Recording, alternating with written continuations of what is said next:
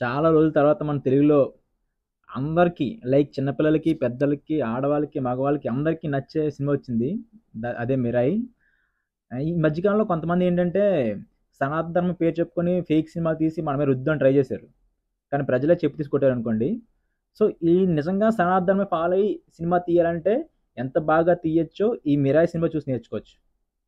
ఈ సినిమాలో చరిత్ర, పురాణాలు, ఇతిహాసాలు అన్నీ ఉంటాయి. స్టోరీ ఎంత టైట్ ప్యాక్‌గా ఉంటదంటే, ఒక్క సాంగ్ కూడా ఉండదు సినిమాలోని. 2 అవర్స్ 41 మినిట్స్ కంటిన్యూ స్టోరీ ఉంటది. ఫస్ట్ షాట్ నుంచే మనం సినిమాలో మూడ్‌లోకి ఎంటర్ అయిపోతాం. ఇంకా బ్యాక్‌గ్రౌండ్ స్కోర్ ఎవరు 'గౌరీ హెయిర్' అంట. నాకసలు తెలీదు ఆ మ్యూజిక్ డైరెక్టర్ గురించి. ఇంతకుముందు 'హనుమాన్' అనే మూవీ చేశారు. బట్ ఈ సినిమాకైతే ప్రతి సీన్ కూడా నెక్స్ట్ లెవెల్‌కి వెళ్ళిపోయింది అతని బ్యాక్‌గ్రౌండ్ స్కోర్ వల్ల. ఇంకా హాలీవుడ్ రేంజ్‌లో ఉంటదంటే ఊహించుకోండి బ్యాక్‌గ్రౌండ్ స్కోర్. ఇంకా next hero, heroine and side characters కొంతమంది ఉంటారు. శ్రేయ, జగపతి బాబు, డైరెక్టర్ ఎంత బాగా క్యాప్చర్ చేసుకున్నారంటే యాక్టింగ్ లెవెల్స్ అందరివి కూడా సేమ్ రిథమ్‌లోనే ఉంటాయి.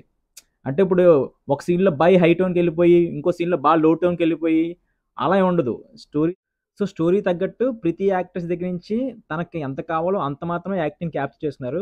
ఏది ఓవర్ యాక్టింగ్ ఉండదు. అలా అని చెప్పి ఏది లో యాక్టింగ్ ఉండదు. అందరూ ఈక్వల్‌గా. హీరోయిన్‌కి అయితే కొన్ని క్లోజప్ షాట్స్‌లో ఎంత క్యూట్‌గా ఉంటదంటే, అసలు నిజంగా చాలా బాగా చూస్ చేసుకున్నారు హీరోయిన్‌ని.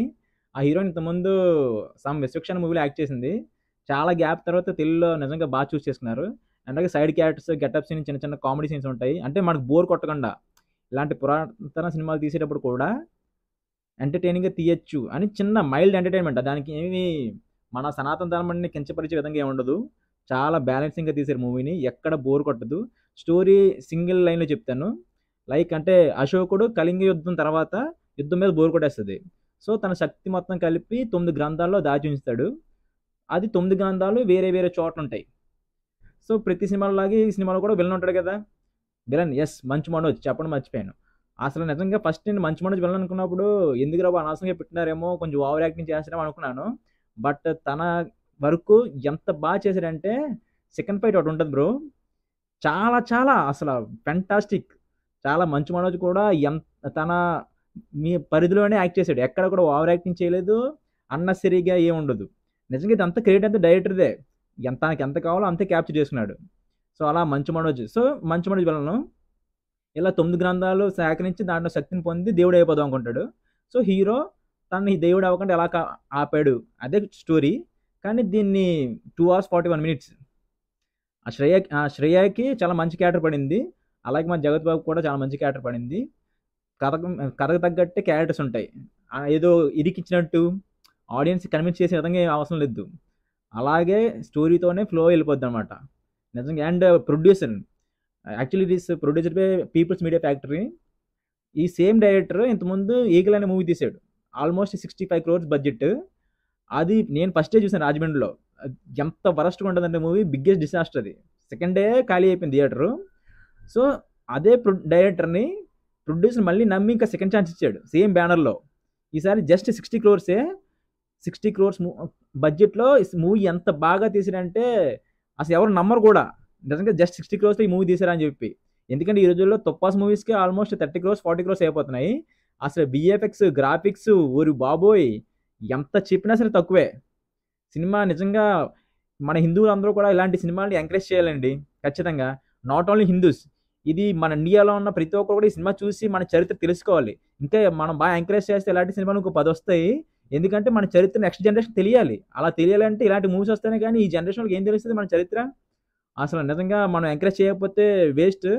సో, మన హిందూసే కాదు అన్ని రిలీజియన్స్ వాళ్ళు ఈ సినిమాని చూసి చూడొచ్చు. నచ్చుతది ఖచ్చితంగాన. మనం ఎంకరేజ్ చేస్తేనే కానీ మన చరిత్ర నెక్స్ట్ జనరేషన్‌కి తెలీదు. సో, లాస్ట్ ప్రీ క్లైమాక్స్‌లోని రాముడి క్యారెక్టర్ అసలు హనుమంతుడు, రాముడు క్యారెక్టర్ అపియరెన్స్ వస్తది. ఇంక థియేటర్ అందరికి గూస్ బంప్సే.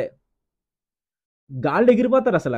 జస్ట్ అంటే థియేటర్ నుంచి బయటకొచ్చే ముందు ఎంత హై ఉంటదంటే, నిజంగా సనాతన ధర్మం ఫాలో అయ్యేవాళ్ళు బాబోయ్! గాల్లో ఎగిరిపోతారు. ఈ లాస్ట్ ప్రీ క్లైమాక్స్ సీన్ చూసాక. చాలా చాలా బాగుంటది మూవీ. సో, ఎక్కడ కూడా చిన్న వల్గారిటీ, అన్నెసెసరీ డైలాగ్స్, ఒకళ్ళని కించపరిచి చూపించడం, హనుమంతుడినో, రాముడినో ఎవ్వరిని అసలేముండదు. అంతా కూడా చాలా థిన్ లైన్‌లో చాలా బాగా కేర్ తీసుకొని తీశాడు director. Hats off. Karthik Ghattamaneni అంట. యాక్చువల్లీ పాస్ట్‌లో సినిమాటోగ్రాఫర్. ఇప్పుడు డైరెక్టర్ అయ్యాడు. అండ్ స్క్రీన్ ప్లే విషయం మర్చిపోయాను. అసలు స్క్రీన్ ప్లే ఎంత బాగుందంటే, ఎవడన్నా ఇప్పుడు అసిస్టెంట్ డైరెక్టర్స్ ఉండి స్క్రీన్ ప్లే రాయడం నేర్చుకోవాలనుకుంటే ఈ సినిమా చూసి నేర్చుకోవచ్చు. ఎందుకంటే హీరోకి ఒక ట్రాక్ ఉంటుంది, సెపరేట్ ట్రాక్, హీరోయిన్కి సెపరేట్ ట్రాక్, అలాగే సైడ్ క్యారెక్టర్స్ ఉంటాయి కదా, మంచు మనోజ్కి ఒక ట్రాక్ ఉంటుంది, శ్రేయాకి జగత్ బాబుకి సెపరేట్ ట్రాక్స్ ఉంటాయి. కానీ ఈ ట్రాక్స్ అన్నీ ప్లే అవుతూనే ఇంటర్లూడ్ అవుతాయి ఒక్కొక్క క్యారెక్టర్. అసలు స్క్రీన్ ప్లే షాక్ అయిపోయింది. ఏంటి ఈ మధ్య కాలంలో నేను అంత బాగా చూడలేదు ఏ స్క్రీన్ ప్లే కూడా.